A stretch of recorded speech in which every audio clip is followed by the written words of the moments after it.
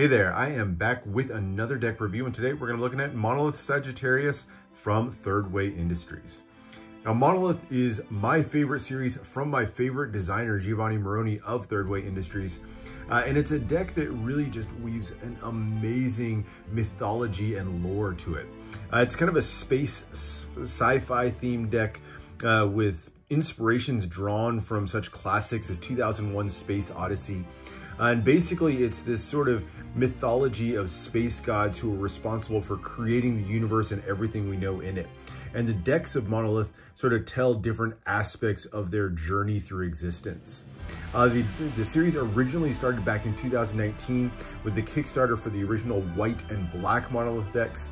Amazing decks that were almost immediately followed up by the gold Monolith.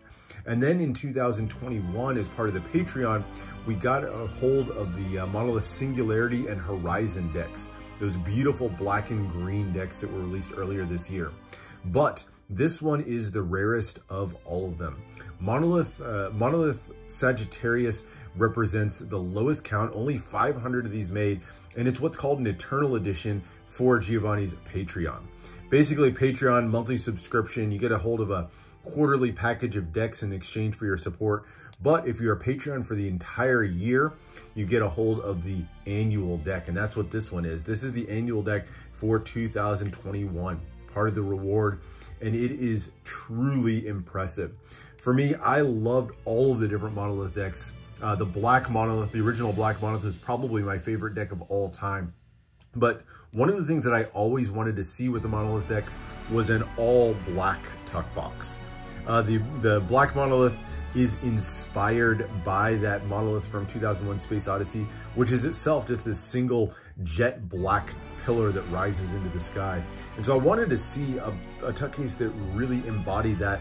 And with Sagittarius, Giovanni has kind of delivered on that. So let's jump into it, check out the tuck box, talk a little bit about the story, and just really break this deck apart. All right, so starting with that tuck box, it is, as you can see, all black. It's a matte black cardstock, and then it's covered with that clear UV foil that gives you that sort of shining design elements on here that'll be familiar to you if you've seen some of the other Monolith decks. There is an embossing in here that gives everything some beautiful texture, and you can see as you turn it into light, those kind of crop circle inspired or mysterious cryptic symbols that surround the deck. It's a beautiful and kind of mysterious pattern all the way through. Lots of really nice line work, and that embossing just sort of enhances the overall design. Turning to the side, again, no splashes of color, just that beautiful clear foil against the black. So you get the design work on both sides. A little bit of ad copy, hard to read there because of the color on the bottom, but mentions Third Way Industries as well as Expert Playing Card Company who printed this version of the deck. Top here, a little bit more of that design and line work. The back has a foiled and embossed version of the back design of the cards. Nice shine to that. And then finishes out with the only splash of anything that's not black on the tuck case, and that's the postage stamp style seal, this glimmering silver postage stamp seal with the individual numbering out of that 500 deck edition. Opening up the inner flap, you get some more just sort of circles and line work on here, and nothing on these smaller inner flaps or in the interior of the tuck case. You can just see some of the reverse of that embossing there. So beautiful tuck case.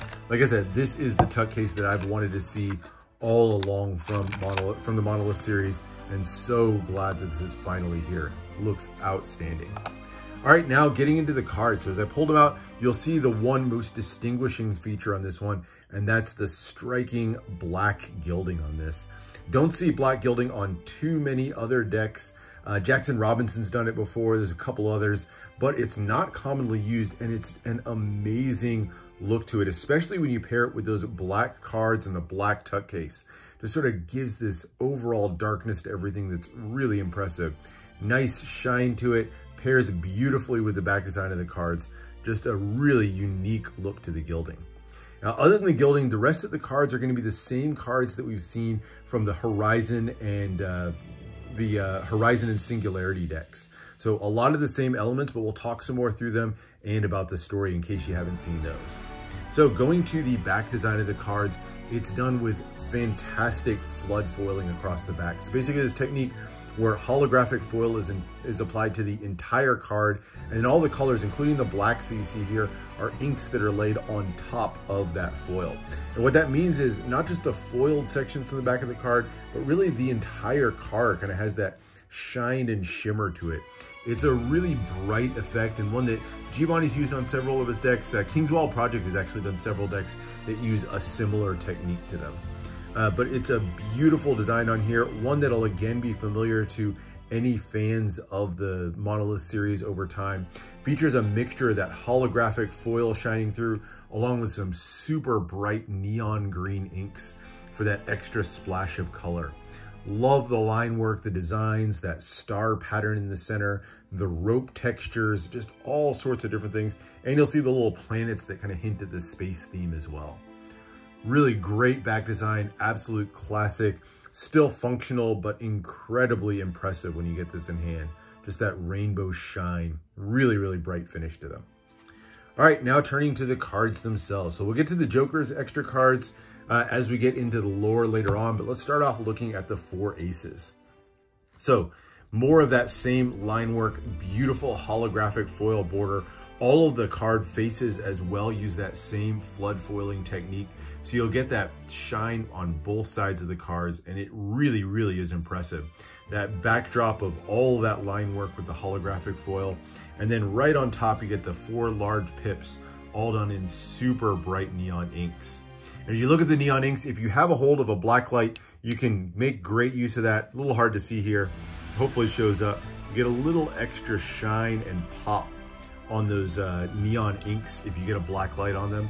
Really, just a really cool effect mixed in with that holographic foil. Interestingly, he goes with an interesting color choice on these. So the heart and the spade done in green, and then the club and the diamond done in orange. Usually the diamond and the heart are matching colors, and the club and spade, but for this one, he kind of went with a little bit of a different ordering on these. So you get either neon green or neon orange.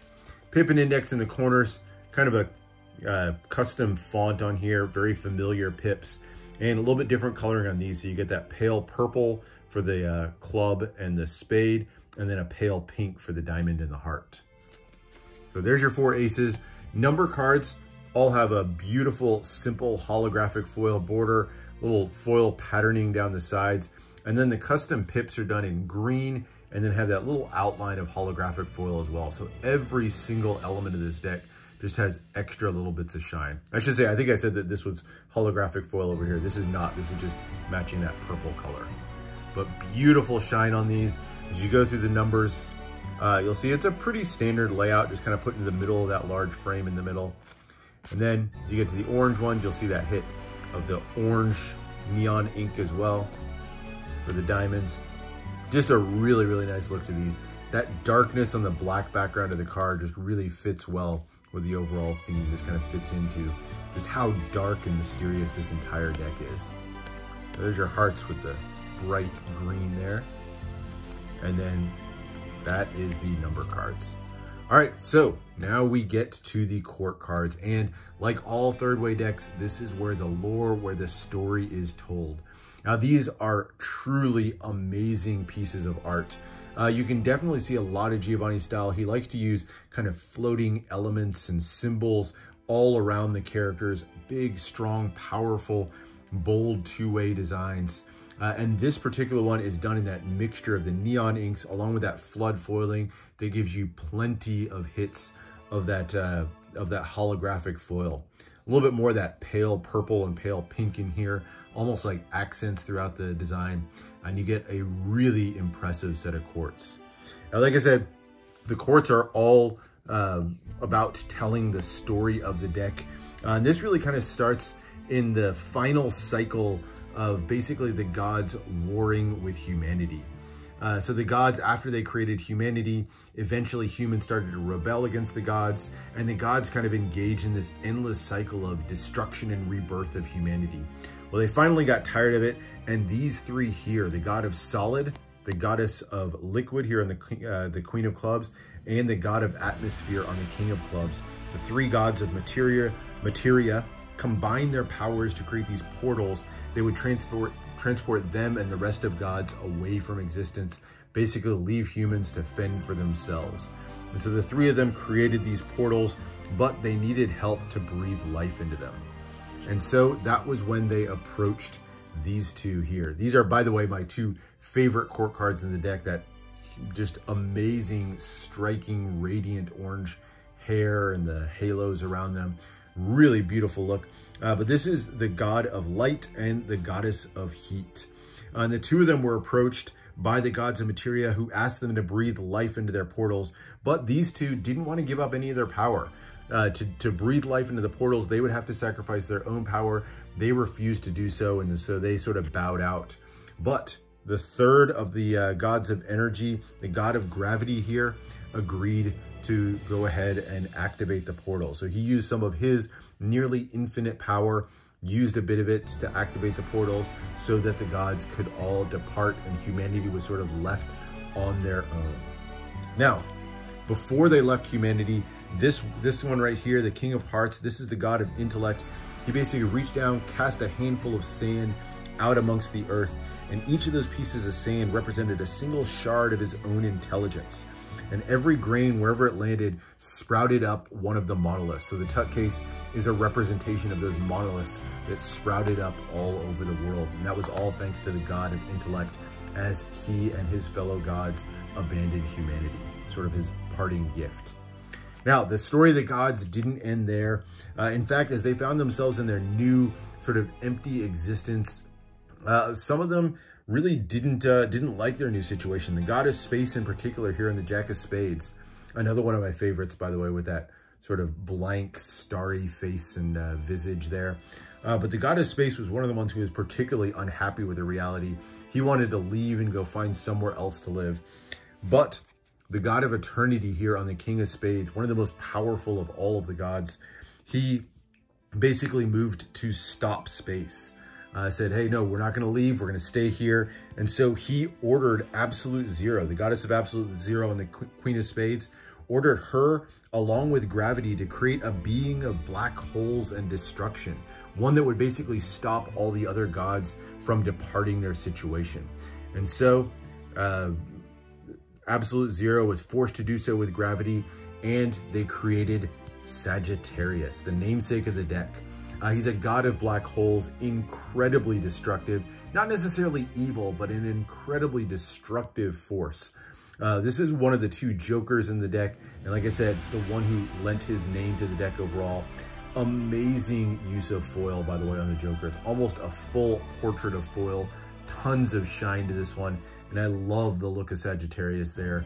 Particularly that crown or that eyepiece with the shards of green neon there. Really, really striking look to it overall. So there's Sagittarius, the god of black holes, who was created purely to keep the gods where they were in their existence. He was so powerful that he terrified even the gods. However, the gods did not give up. The god of intellect had a plan to counter Sagittarius, and he needed the help of these two. This is Flora and Fauna. They were the gods or goddesses who created the plant and animal life on Earth. And the god of intellect ordered them to create a new being, one that would counter Sagittarius. And so they combined their powers and created Terra, the second of the jokers. And Terra was that being who represented hope for existence and would be that sort of counter to Sagittarius. Another beautiful one of those jokers, covered with that fantastic flood foiling throughout. Another just really, really striking card. And that's it. That is where the story of Sagittarius ends. Now, there have been some hints that the story may not be over. We may be in store for another Monolith deck to sort of continue that mythology and see where things went from there. But for Monolith Sagittarius, that is where our story ends. And all in all, just makes for an amazing deck. You know, I've long said that Black Monolith is my favorite deck of all time. And I'm not sure, you know, for me, Sagittarius with that all black Tut case, beautiful shining cards with that black gilding, this one may actually overtake it. It's a close call for me, but an absolute masterpiece of a deck, a must-have for any Third Way fan out there. Honestly, any playing card collector out there, I think, really should own this deck.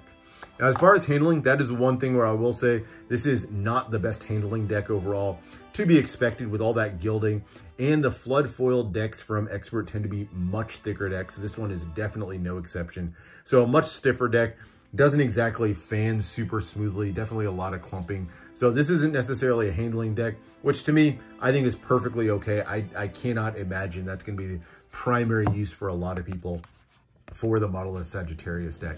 This is going to be an art deck, a collector's deck, one that not many are even going to open up, let alone try to use for gameplay or anything like that. Definitely functional enough of a design to use for gameplay, but I don't think with a deck this rare or this valuable, I don't think that's where most people are going to go with it. That said, Sagittarius, truly an amazing deck, one worthwhile, a worthwhile deck for or addition to the Monolith line, which to me is the best line in playing cards right now. But anyway, hope you enjoyed this deep dive into Monolith Sagittarius.